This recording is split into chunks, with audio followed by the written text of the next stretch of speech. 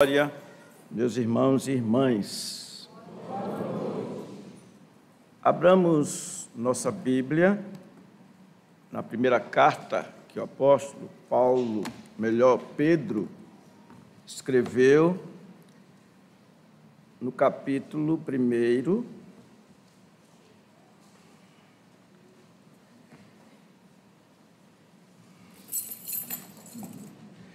Primeira carta do apóstolo Pedro, capítulo 1, versículo 10.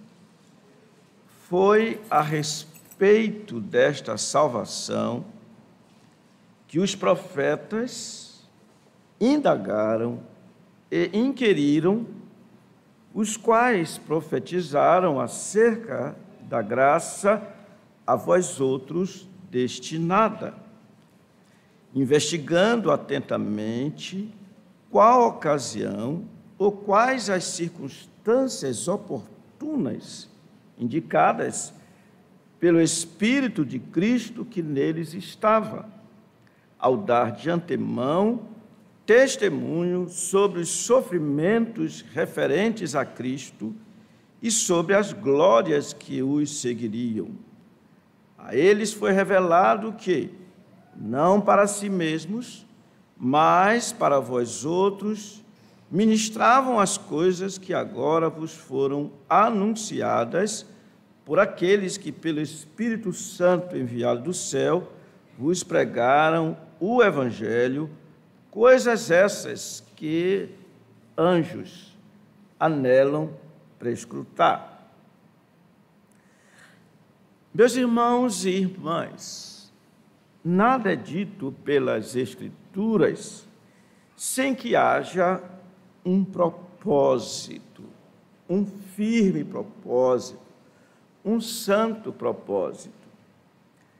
No presente caso, o apóstolo Pedro, depois de fazer afirmações grandiosas aos seus leitores acerca de Deus, o Deus Trino, e da sua salvação, procurou encorajá-los, ou seja, os seus ouvintes, e de muito mais ênfase, procurou encorajá-los, mostrando-lhes quão grande é o privilégio deles em comparação com os profetas, conforme esses 3 versículos que acabamos de ler.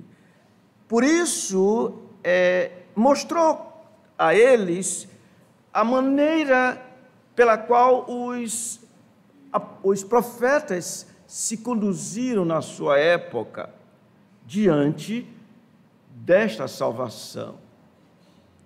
Salvação pré-anunciada por eles mesmos. Então, podemos fazer pelo menos 2 perguntas. Para que o apóstolo Pedro expôs esses 3 versículos?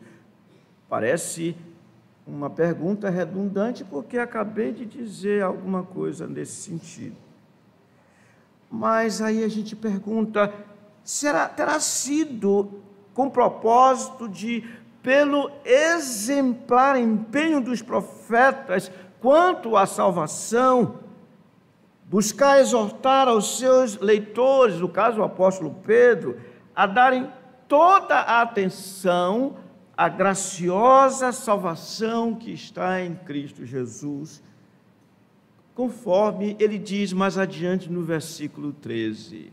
Ele diz assim: por isso, cingindo o vosso entendimento, sede sóbrio e esperai inteiramente na graça que vos está sendo trazida na revelação de Cristo, de Jesus Cristo.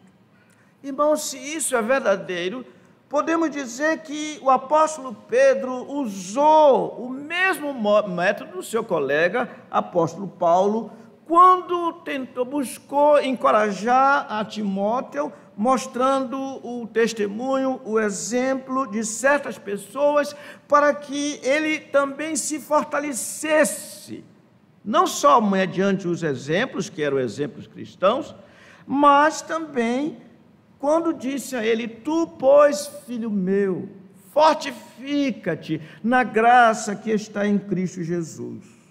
Meus irmãos, seja qual for a intenção do apóstolo Pedro no texto, segundo o texto que acabamos de ler, precisamos olhar para esse versículo e fazer algumas deduções deles. E eu vou tratar desses versículos dividindo-os em duas partes maiores.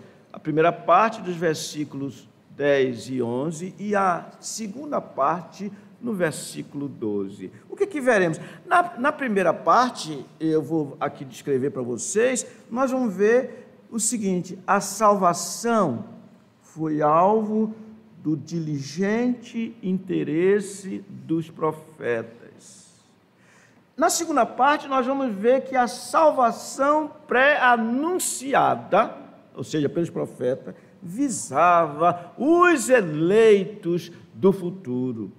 Então, meus irmãos, vejamos esse texto na primeira parte dele. A salvação foi alvo do diligente interesse dos profetas. Vejam, lendo de novo os versículos 10 e 11 agora. Vamos lá? Foi a respeito desta salvação que os profetas indagaram e inquiriram, os quais profetizaram acerca da graça a vós outros destinada, investigando atentamente qual a ocasião ou quais as circunstâncias oportunas indicadas pelo Espírito de Cristo, que neles estava, ao dar de antemão testemunho sobre os sofrimentos referentes a Cristo e sobre as glórias que os seguiriam.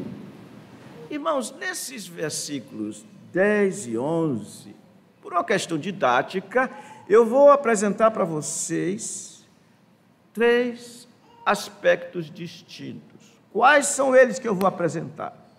Primeiro, vou mostrar que os profetas se ocuparam no desvendamento da salvação. Depois vamos ver que eles se ocuparam no anúncio da graciosa salvação. E, em terceiro lugar, vamos ver que os profetas se interessaram com os detalhes acerca do Salvador, nosso Senhor Jesus Cristo. Então, vamos lá. Em primeiro lugar, os profetas se ocuparam no desvendamento da salvação. Pedro diz: foi a respeito desta salvação que os profetas, o que eles fizeram? Indagaram e inquiriram. Eles indagaram.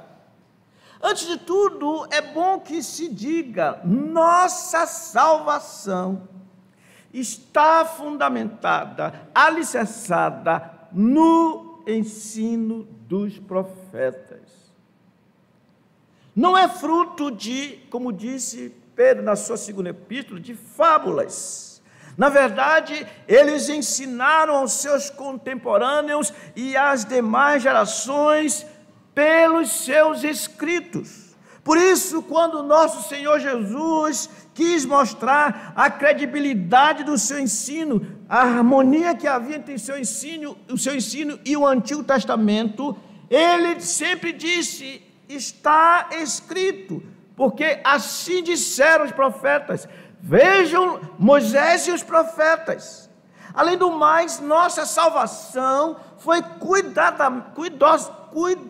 cuidadosamente analisada pelos profetas, pois eles se ocuparam em desvendar o que dela eles anunciavam.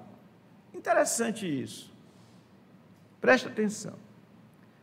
Eu acredito que muitos de nós, ou alguns de nós, já tivemos a oportunidade de chegar para uma pessoa e dizer assim: olha, Jesus ama você. Sabe o que está escrito em João 3,16? Porque Deus amou ao mundo, que deu o seu Filho unigênito, para que todo que nele crê não pereça, mas tenha a vida eterna. Eu imagino que todos nós já citamos esse versículo. Mas eu não sei quantos de nós gastamos tempo olhando esse versículo, indagando o que é isso, o que significa isso, que eu estou apresentando para as pessoas. Vocês entenderam? Eles pregaram a salvação, eles falaram da salvação, mas eles se puseram a indagar e inquirir. Eles indagaram o que significa dizer, eles procuraram, investigaram, inspecionaram, pesquisaram, eles queriam saber o que é isso. Depois eles inquiriram, eles procuraram com ansiedade santa e com diligência buscar isso. Eles, na verdade, investigaram completamente. Ou seja, a palavra usada no original diz respeito àquela atitude de um cachorro que vai farejando algo até achar. Eles estiveram investigando atentamente. Pedro enfatiza o fato de que eles examinaram. Irmãos, nós estamos acostumados a ler a Bíblia. Tragamos as crianças para cá, elas recitam o Salmo 23, outros tantos recitam o Salmo 91, mas o problema é que nós ficamos disso, não passamos disso. Nós precisamos também de investigar, nos deter no texto que estamos lendo, ou no caso deles estavam apresentando, para saber como eram as coisas. Em segundo lugar, os profetas se ocuparam no anúncio da graciosa salvação. Diz aqui: os quais profetizaram acerca da graça a vós outros destinados. De fato, eles pregaram o Evangelho, sem dúvida nenhuma, tendo a Cristo como a essência, ainda que naquele tempo eles não vissem o Salvador. O que eles tinham naquele tempo? O que Jó teve, o que Abraão teve, e todos os outros anteriores a eles tiveram. O quê? A informação que Abel desempenhou de uma maneira brilhante, sacrificando animais. Aqueles animais, ao serem sacrificados, eles colocavam os olhos naqueles animais e projetavam pela fé a sua visão de que o meu Redentor vive, que por fim se levantará sobre a terra, vê-lo-ei, não outro, mas os meus olhos em minha carne verei a Deus. Eles viam pela fé isso, irmãos. Por isso, quando o Senhor Jesus Cristo esteve conosco, diria assim, na terra, depois da sua ressurreição, eis o que ele diz, registrado por Lucas, o escritor do Evangelho. Diz assim: a seguir Jesus lhes disse, depois da sua ressurreição: são estas palavras que eu vos falei, estando ainda convosco. Importava se cumprisse tudo que de mim está escrito na lei de Moisés, nos profetas e nos salmos. E diz: então lhes abriu o entendimento para compreender as escrituras, e lhes disse: assim está escrito que o Cristo havia de padecer e ressuscitar dentre os mortos no terceiro dia. Eles se ocuparam no anúncio dessa graciosa salvação, e um dos mais belos, ricos, profundos, detalhados escritos proféticos sobre o Salvador está em Isaías. Abram, por favor, Isaías, 700 anos antes da vinda de nosso Senhor Jesus Cristo, segundo os estudiosos. Isaías, o porta-voz divino, disse: Isaías 53, quem creu em nossa pregação, e a quem foi revelado o braço do Senhor, porque foi subindo como renovo perante ele, e como raiz de uma terra seca, não tinha aparência nem formosura. Olhamos-lo, mas nenhuma beleza havia que nos agradasse. Era desprezado e o mais rejeitado entre os homens, homem de dores e que sabe o que é padecer. E como um de quem os homens escondem o rosto, era desprezado, e dele não fizemos caso. Certamente ele tomou sobre si as nossas enfermidades e as nossas dores levou sobre si, e nós o reputávamos por aflito, ferido de Deus e oprimido, mas ele foi traspassado pelas nossas transgressões e moído pelas nossas iniquidades. O castigo que nos traz a paz estava sobre ele, e pelas suas pisaduras fomos sarados. Todos nós andávamos esgarrados como ovelhas, cada um se desviar pelo caminho, mas o Senhor fez cair sobre ele a iniquidade de nós todos. E segue até o versículo 12. Meus irmãos, Isaías e todos os demais profetas pregaram a salvação que o apóstolo Pedro está pregando aqui ao escrever para os seus irmãos. Como esses homens foram privilegiados! No entanto, nenhum deles teve o privilégio semelhante, ou melhor, igual aos das gerações futuras, especialmente a geração a partir dos leitores originais dessa carta do apóstolo Pedro. Por isso, de modo semelhante, num sentido, disse o escritor da carta aos Hebreus, olha o que ele falou: ora, todos estes, está falando dos antigos, capítulo 11, que obtiveram bom testemunho por sua fé, não obtiveram contudo a concretização da promessa, por haver Deus provido coisa superior a nosso respeito, para que eles, sem nós, não fossem aperfeiçoados. Parafraseando isso, irmãos, é como se diz Eugene Peterson: entretanto, nenhum desses exemplos de vida, de fé, puseram a mão na recompensa prometida. Deus tem um plano melhor para nós, que nossa fé se junte a deles para formar um todo completo, como se a vida de fé que eles tiveram não fosse completa sem a nossa. Eram salvos, sim, mas eles não tiveram o privilégio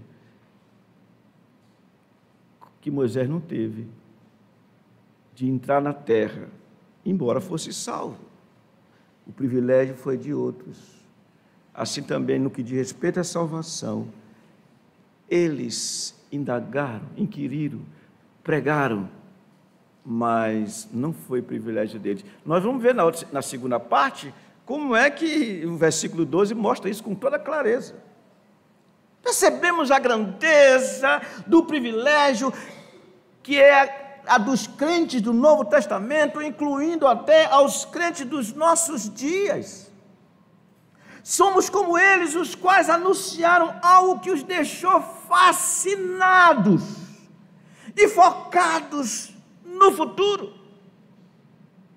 Para eles, a salvação era, como diz o Novo Testamento, tão grande salvação. Irmãos, há um sentido que eu digo isso a partir de mim, como nós somos paupérrimos.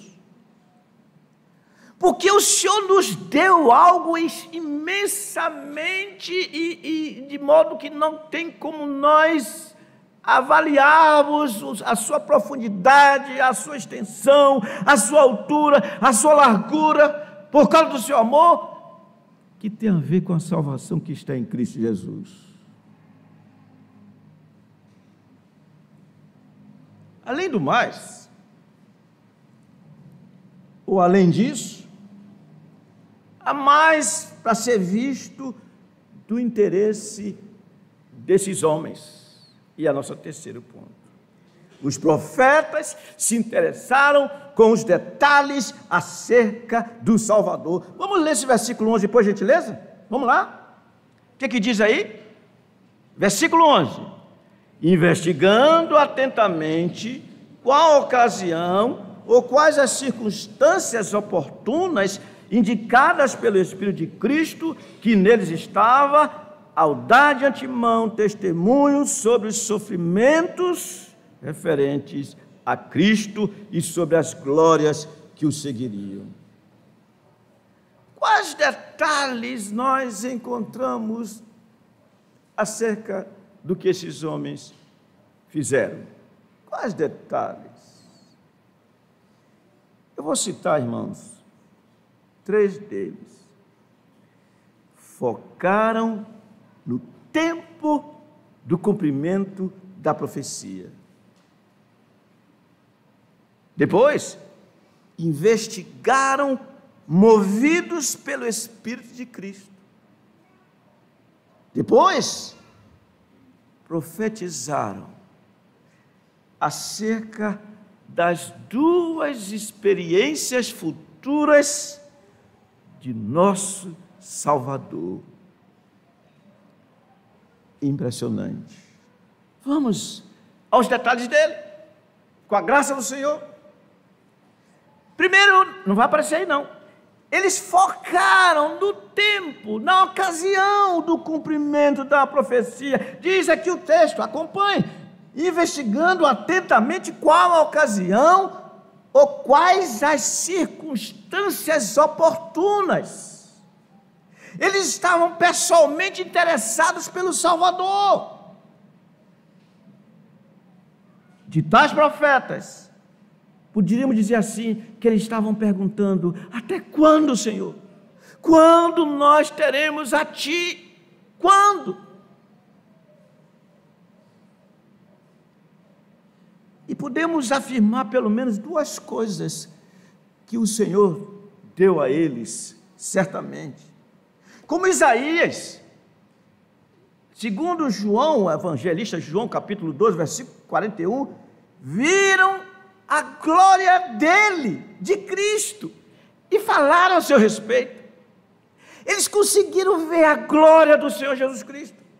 Aquilo que João diz: e o Verbo se fez carne e habitou entre nós, cheio de graça e de verdade, e vimos a sua glória, glória como do unigênito do Pai. Eles viram, ainda que de forma tímida, entre aspas, mas eles viram. Também como Abraão, eles viram os dias de Cristo e se alegraram. João diz isso. O Senhor Jesus disse: Abraão, vosso pai, alegrou-se por ver o meu dia, viu e se regozijou-se. Quão importante, irmãos, é atentar para a nossa salvação, como temos visto, indagar, inquirir, investigar com toda atenção. Vejamos, além do mais, o que ou quem os levou a ter tal interesse. Mas o texto nos diz: investigaram, movidos pelo Espírito de Cristo. Diz aqui, indicados pelo Espírito de Cristo que neles estavam. Aqui temos um ensino preciosíssimo que diz respeito à presença do próprio Salvador Cristo na vida desses homens pelo Espírito. É por isso que de Gênesis e Apocalipse podemos dizer que a Escritura é a palavra de Cristo. Daí o apóstolo Paulo dizer: habite ricamente em vós a palavra de Cristo, instruí-vos e aconselhai-vos mutuamente em toda sabedoria. Aí vem com louvor, com adoração. Cristo esteve presente nos profetas por meio do seu Espírito, cujo papel, ou seja, do Espírito, é o de inspirar. Daí não ter erro na Escritura. o papel de iluminar. Por isso que podemos entender a Escritura e convencer. Por isso que nós nos quedamos diante da Escritura, porque Ele veio para fazer isso, o Espírito Santo. Daí ter dito certo contemporâneo nosso, Dr. MacArthur, ele disse: o Espírito Santo fixou residência nos escritores do Antigo Testamento, permitindo-lhes escrever sobre a salvação gloriosa a ser consumada no futuro. Vocês estão entendendo? É algo precioso demais, irmãos. E aí perguntamos: e o que o Espírito de Cristo fez aos profetas, mais especificamente falando? O Espírito os fez testemunhas. É o que diz o versículo 11. Profetizaram, olha só, profetizaram das duas experiências futuras do nosso Salvador. Sabe onde está isso? Ao dar de antemão testemunho sobre os sofrimentos referentes a Cristo e sobre as glórias que os seguiriam. Trocando em palavras mais simples, o que eles testemunharam? Eles mostraram duas coisas: o estado de humilhação de nosso Senhor, seguido do estado de exaltação, glorificação. O que eles fizeram, meus irmãos, segundo está escrito aqui, foi sintetizado pelo apóstolo Paulo, quando mostrou as duas etapas da vida, sobre a vida do Senhor Jesus. Acompanhe em Filipenses capítulo 2, a partir do versículo 5, quando nós temos dos versículos 6 a 8, o seu estado de humilhação. E do versículo 9 até o versículo 11, o seu estado de exaltação. Então vocês veem que o que Pedro está dizendo aqui é isso: ao dar testemunho sobre os sofrimentos referentes a Cristo e sobre as glórias que os seguiriam.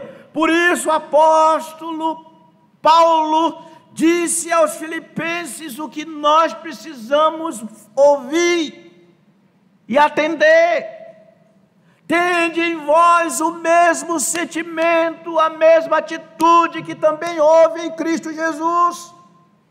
Pois ele, subsistindo em forma de Deus, ele na sua glória, não julgou como usurpação ser igual a Deus, antes a si mesmo se esvaziou, assumindo a forma de servo, tornando-se em semelhança de homens, e reconhecido em figura humana, a si mesmo se humilhou, tornando-se obediente até a morte e morte de cruz. Esse é o estado de humilhação que os profetas predisseram, que nós acabamos de ler em Isaías 53. Seguido esse estado de humilhação, da glorificação, seguida da glória. Vamos ler juntos, versículo 9. Pelo que também Deus o exaltou sobremaneira, e lhe deu um nome que está acima de todo nome, para que ao nome de Jesus se dobre todo joelho, nos céus, na terra e debaixo da terra, e toda língua confesse que Jesus Cristo é Senhor, para a glória de Deus Pai. Meus irmãos e irmãs, como nós precisamos olhar para esse texto e ver e dizer assim: o que os profetas disseram se cumpriram, as profecias se cumpriram, E eu vejo o resumo de tudo isso nesse texto que nós acabamos de ler. Eles deram de antemão um testemunho, em primeira mão, sobre os sofrimentos referentes a Cristo e sobre as glórias que os seguiriam.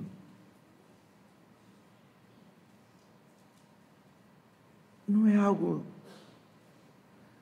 grandioso, irmãos?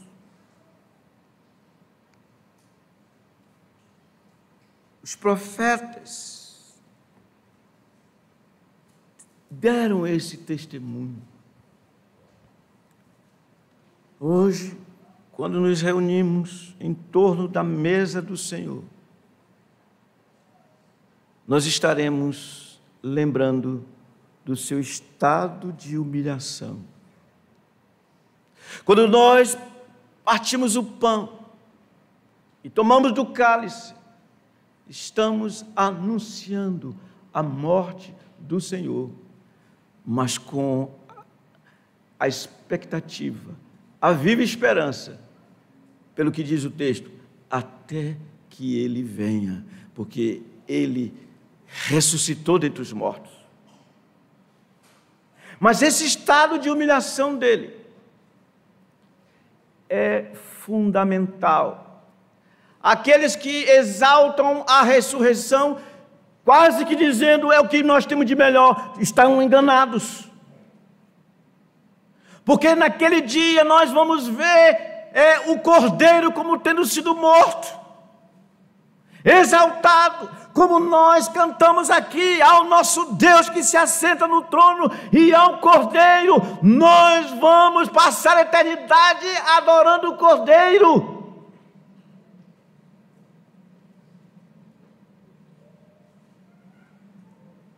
Meus irmãos, saber que os profetas davam testemunho sobre os sofrimentos referentes a Cristo e sobre as glórias que o seguiriam, deve nos levar a considerar como eles que sofreram muito também foram consolados pela viva esperança que tinham.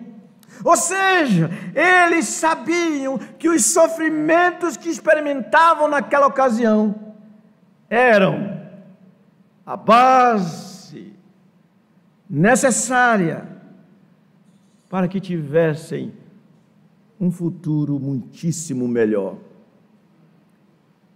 Na linguagem do Novo Testamento é assim: os sofrimentos da presente geração, desse presente momento, não são para comparar com o quê? Com a excelente glória que haveremos de experimentar. Sabe por quê? Porque Ele, nosso Senhor, fez algo que eu queria terminar lendo com vocês, meus irmãos, em Colossenses, no capítulo 2. Um texto maravilhoso que temos considerado desde ontem, pela graça do Senhor. No versículo 13, o apóstolo Paulo, depois de falar da ressurreição deles dentre os mortos, disse, Colossenses 2,13: e a vós outros, que estáveis mortos pelas vossas transgressões e pela incircuncisão da vossa carne, vos deu vida juntamente com Ele, perdoando quantos pecados, irmãos? Todos os nossos delitos. Que Ele fez? Tendo cancelado o escrito de dívida que era contra nós e que constava de ordenanças, o qual nos era prejudicial. Tomou o escrito de dívida que era imenso, desde a nossa concepção, pecadores. E Deus, o que fez? Removeu aquele escrito de dívida, mas não jogou fora assim não. Colocou todos eles sobre o nosso Salvador, porque Paulo diz assim: removeu inteiramente, encravando-o na cruz. Irmãos, quando estivermos aqui na ceia do Senhor,